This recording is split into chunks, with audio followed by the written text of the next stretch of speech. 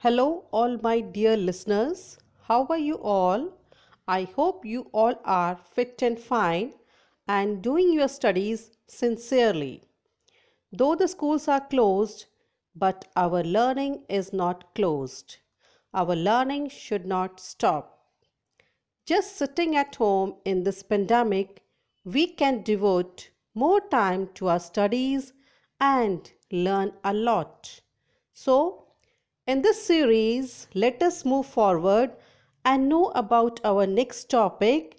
And as we can see on the screen, our next topic is the poem number 3 titled Rain on the Roof for the class 9th. Today in this very video, I am going to share with you the introduction as well as the explanation of all the stanzas related to the same poem. On your screen you have the introduction. So let us know about the introduction. From the title of the poem Rain on the Roof, we can make out that the poem is about the rain. हमारी जो poem है उसका जो title जो शीर्षक है उससे हम ये अंदाज़ा लगा सकते हैं, ये अनुमान लगा सकते हैं कि ये पोएम जो हमारी रेन के बारे में है. The poet is telling us about the memories he has of the rain. इस पोएम में पोएट जो है उसकी जो बचपन की जो यादें हैं रेन से रिलेटेड उनको वो हमारे साथ शेयर कर रहा है.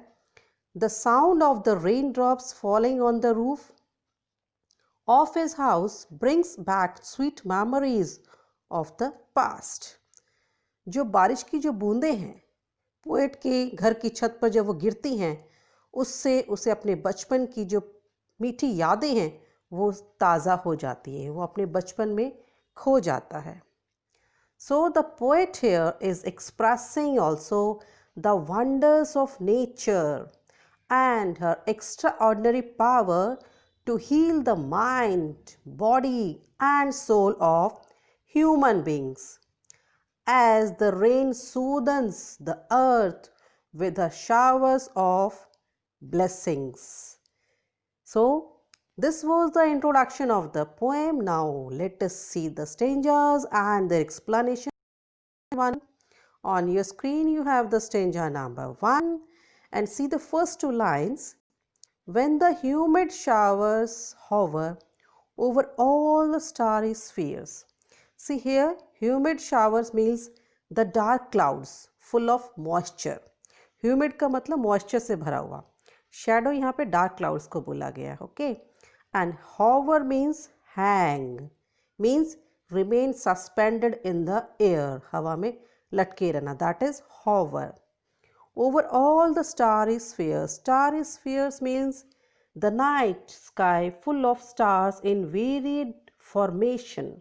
अलग अलग फॉर्मेशन में जो पूरी नाइट में जो स्काई होती है स्टार से भरी हुई, that is starry spheres here. Okay. So in the first two lines, here the poet says that the stars of the sky are not visible. Why? Because of the dark clouds that has covered the night sky. He states that the darkness is making him sad and reflective. Further, he says that, and melancholy darkness gently weeps in rainy tears. Here the rain symbolizes the release of sadness. मतलब यहाँ पे जो rain जो है, जो हमारा दुख है उसको दर्शा रही है. जैसे ही बादल से बूंदें नीचे गिरती हैं बारिश के रूप में, उसी तरह से जो सैडनेस है वो रिलीज हो रही है. And also here the ushering in of joy, खुशी भी हो रही है उसके साथ.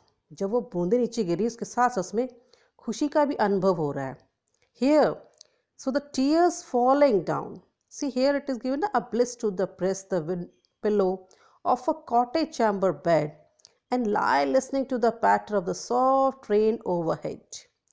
Here, when the tears they fall softly down on the surface of the earth, it makes us get nostalgic as well as joyous. Here the poet gets nostalgic and he feels happy also.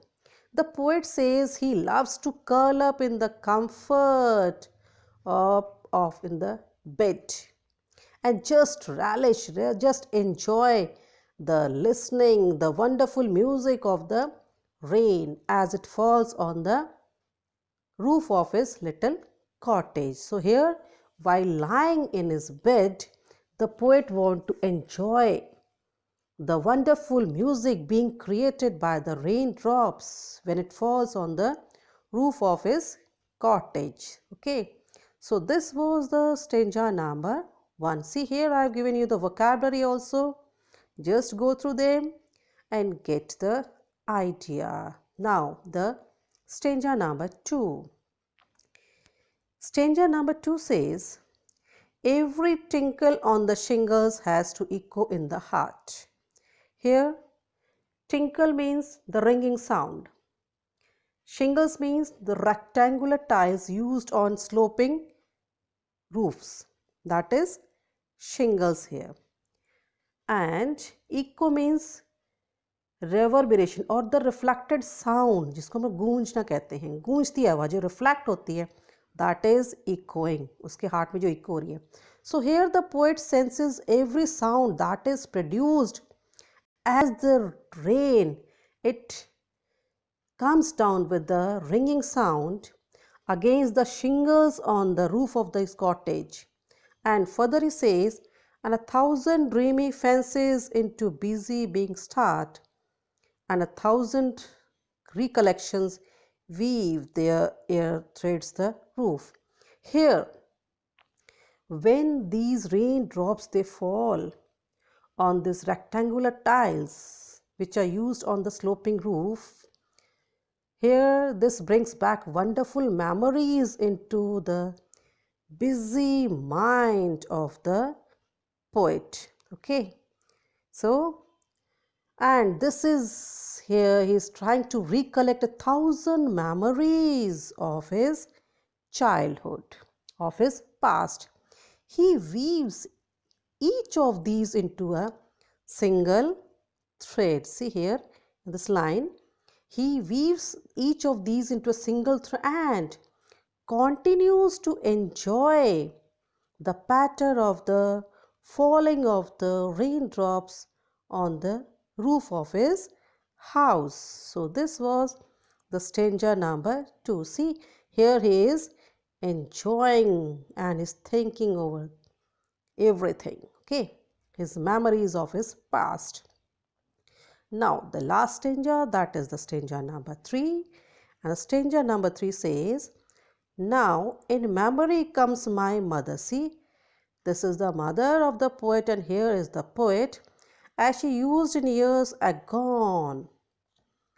Agone means gone by, जो बीत गए. To regard the darling dreamers, ere she left them till the dawn. Here the poet remembers his mother looking down affectionately at him and his siblings as they slept while having pleasant dreams. His mother would make it a point to see them fast asleep every night. Here, as she knew she would let them sleep until the break of the day, that is the dawn. He remembers his mother. Oh, I feel her fond look on me as I listen to this refrain, which is placed upon the shingles by the patter of the rain. Here, see, he says he remembers his mother's looking down on him lovingly as he continues to be in the slumber, listening to the rhythmic patter of the rain. See here it says, which is played upon the shingles by the patter of the sound as I listen to the refrain, means as I continue to listen to the sound being created by the rains. And he is very fond of all these. He remembers his mother's look and goes into his memories of the past. Okay, so this was the stanza number 3. I hope now the poem is clear to you all, and this was all from me for this very video. I will be back again with the next video related to the same poem, and in that video I will be sharing with you the literary devices being used in this very poem. Okay, so thanks for watching the video. Keep learning, stay safe. Goodbye everyone.